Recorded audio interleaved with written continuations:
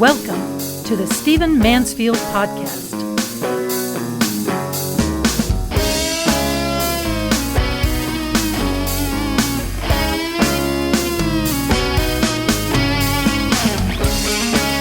Well, welcome to the Stephen Mansfield Podcast. Great to have you with me. Let me dive right in this podcast to a topic that is of great concern to me and I think may affect a number of events coming up in American life, including our presidential elections. One of the recent surveys that was absolutely fascinating to me was done by the Pew Forum.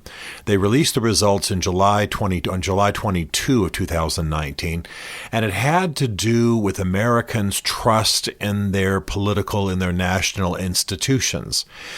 Pretty important. Now, obviously, there's always cynicism about national life. There's always cynicism about politicians. But if we are to have an impeachment process, if we are to have an election, if we are to have any kind of contentious national process or challenge, who is it that Americans trust to decide that, to orchestrate that, to lead that, to handle it with grace, character, and in a bipartisan way? Where is the trust in American national leadership life?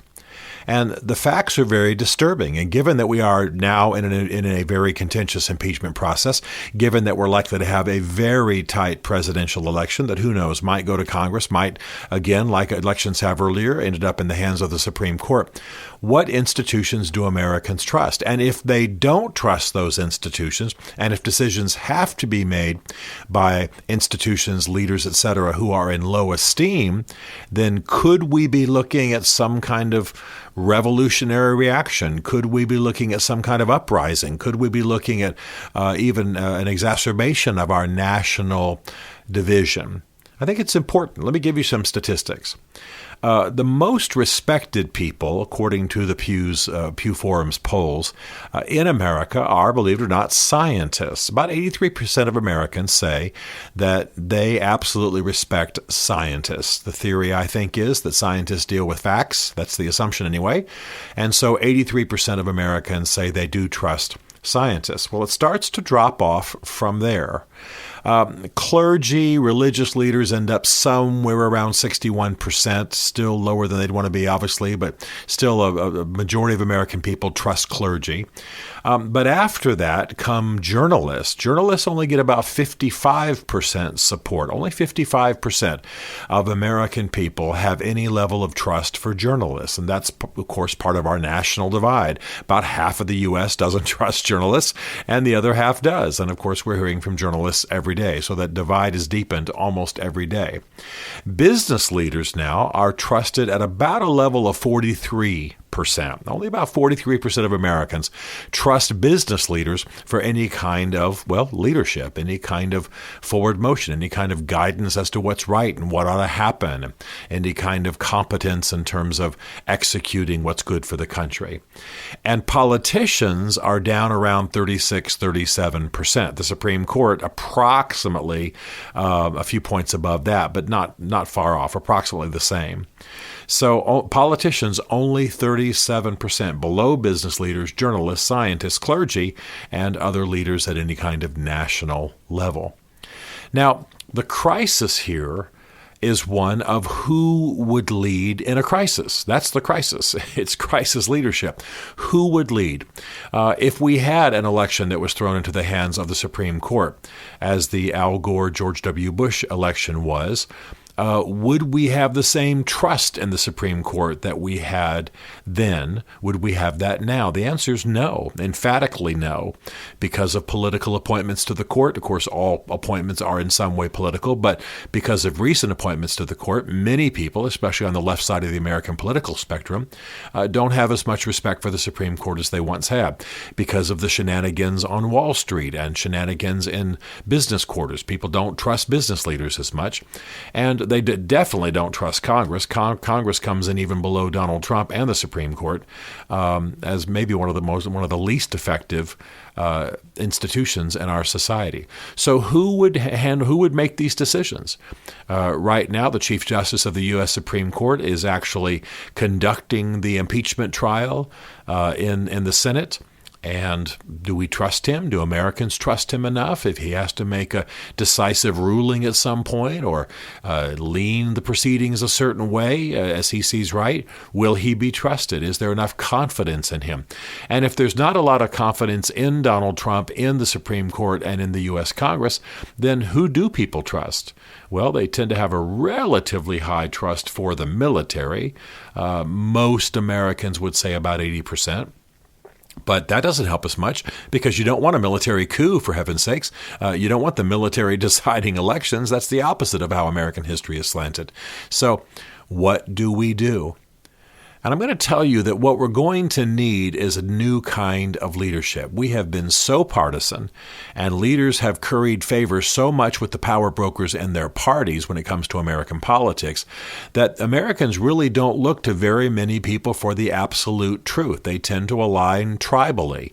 There are those who think Donald Trump is just the best thing ever, and that he's a hero, and that he's the one who's going to make America great again, and they are completely devoted to Trump and in love with him. And there are, of course, those, and you know this very well from your own experience, there are those who think Donald Trump is a buffoon, and he's destroying the country, and he's taking us all down the road to destruction, and I had heard one person on the air say it's possible that Donald Trump, if he gets another term, could be the last American president. They literally believe he's going to end the nation. So that's the kind of partisan divide we deal with all the time. So who do we trust? Who would we trust? Well, what people need, as I was saying, is they need a new kind of leadership. We need a leadership that is not just blindly loyal to the internal power structures, the internal power brokers in Washington, D.C. We need a kind of leader who speaks the truth. Those who speak truth, those who step out of the process, those who are willing to lead, those who are willing to defy the party, defy the power brokers, speak the truth and do what's best for the nations, they are respected. I'll give you a quick example. Look at John McCain. I imagine that some of you are rolling your eyes because some folks don't like him very much. But his popularity is huge, and the polls show that his trust factor when he was alive was very high because, right or wrong, they at least perceived that he would make decisions based on conscience and what was right for the country. They had watched him, for example, in the famous little bit of film where in one of his town hall meetings, a woman said Barack Obama, whom John McCain was running against, was a Muslim, therefore she didn't trust him. He was probably in league with terrorists. And John McCain, now this is while he's running against Barack Obama, said, no, ma'am. He's a good man. He's not a Muslim, but even if he was a Muslim, he's a good man. He's an honorable man. He's a patriot. You don't need to have any concerns. Now, that's while he was running against Barack Obama. Well, when people saw this, they said, this man's a patriot. This man was a POW during the Vietnam War. This man's fought for us. This man suffered for us. This man bears the damage in his body from sacrificing for this nation. He loves this nation. He cares about this nation. He will do what's right. And so he was much more highly rated. And I think since we're talking about elections and the will of the people, and polls come close to analyzing that, he was much higher in polls than almost anybody else in Washington because people perceived he would do the right thing, even if it ticked them off. Well, it's time now for a new kind of leadership. It's time for a new kind of leadership in churches and in clergy. It's time for a new kind of leadership politically. It's time for a new kind of leadership in every realm in American society.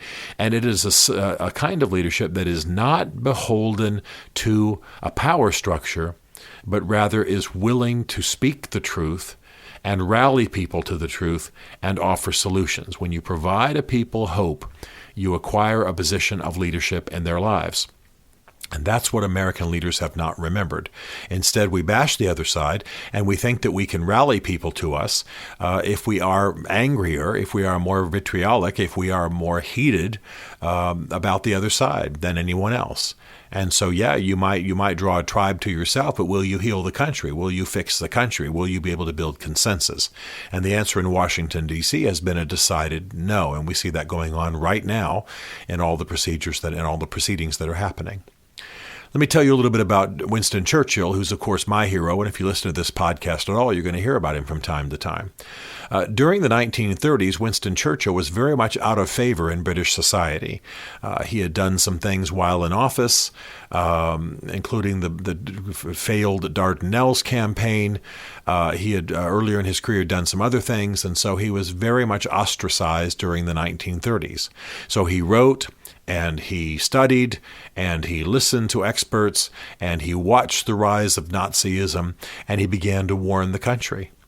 And while the politicians, remember now, Winston Churchill was out of favor, while the politicians were very much fighting and debating and trying to appease Hitler and what have you, Churchill was telling the world the facts. He was telling the British people the facts. He was telling them the truth. He was warning them. And he was like a prophet in the wilderness. And when the time came, they turned to him. They turned to Winston Churchill to lead. And of course, you can imagine that I think that was a good call. I think most people would say it was a good call, though after World War II, they voted him out of office. But why did they vote for him? Because they perceived that he wasn't just a product of a given party. In fact, he had changed parties a number of times in his political career because he didn't find that the party served him well. And so, he would often say, I didn't leave my party. My party left me. And he would change to another party, and then he would leave that party when his principles would dictate. So that's what's going on today. We have a very politicized leadership. We have a very party structure addicted leadership. We do not have people, for the most part, who get up and simply speak truth and then provide solutions. And that's what we're going to have to have. We're going to have it at every level. And quite frankly, if I was just speaking right now to a room full of future leaders, young leaders on the rise, I would say this is the key to your success. The key to your success is not that you're always the rebel and the Lone Ranger and the nonconformist, but that you are willing to speak the truth, that you are not just part of a political power structure, and also that you are not simply doing whatever will give rise to you. When you watch the slate of candidates running for office right now, I think most of us draw the conclusion that what they're saying is what's best for them. The gotcha moment on camera, the heated discussion, the heated debate there during the debates, the moment that's going to be replayed. That's what they're going for, many of them. And we don't see leaders who are willing to tell us the truth about the country. That's the key to rising. That's what people are looking for. That's what's making them hunger for greater leadership to rise. So in Congress, the House, the Senate, and the executive branch, Supreme Court, certainly in journalism, certainly amongst our political class, certainly amongst the opinion molders, clergy, etc., universities, we need people willing to say the truth, people who are devoted to a higher purpose, people who are patriots, and people who want to see America be what it can be. We're in a leadership crisis. And I want to make a small prediction. It's not unique to me.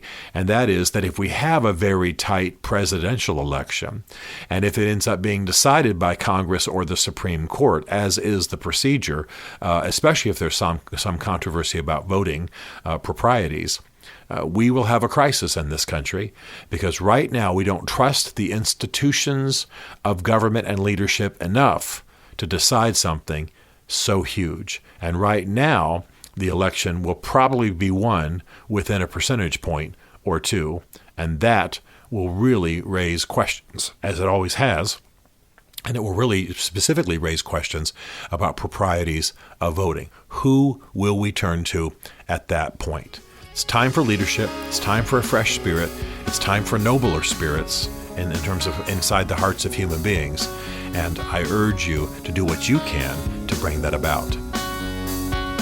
Stephen Mansfield is a New York Times best-selling author, a popular speaker, and a frequent faith and culture commentator on Fox and CNN. His groundbreaking books on faith and society include The Faith of George W. Bush, The Search for God in Guinness, Mansfield's Book of Manly Men, and Lincoln's Battle with God. Learn more at stephenmansfield.tv.